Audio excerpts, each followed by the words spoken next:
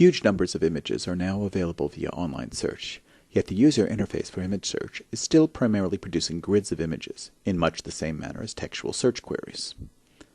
Early studies revealed that several different tasks are more prominent in image-based search, including frequent query reformulation, gathering up resources for sharing, or browsing purely for pleasure.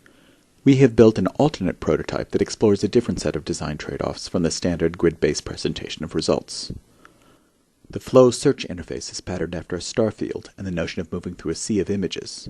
After the user types in a query, the star field is populated with images with higher-ranked images at the front of the field and lower-ranked images behind. The user can passively allow images to flow towards the screen and sit back and enjoy the results. The rate of flow can be modified to move rapidly through the image set, or at a more leisurely pace.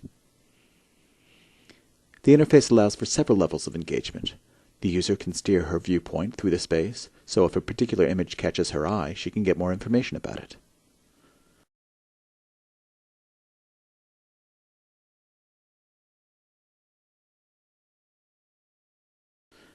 As the user moves through the space, she can collect images into a bin, much like a shopping cart, and those images can be subsequently shared or viewed within their slideshow.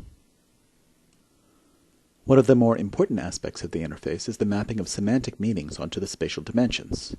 Related queries are automatically issued and the results are laid out in parallel streams.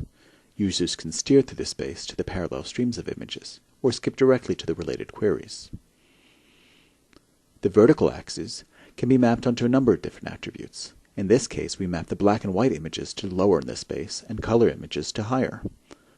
Other useful attributes that are supported are mapping the larger images to the bottom and smaller images to the top.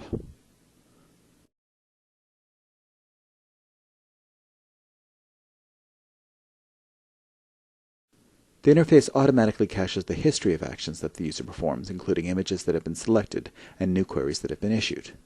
This history can be saved and reloaded at a later time.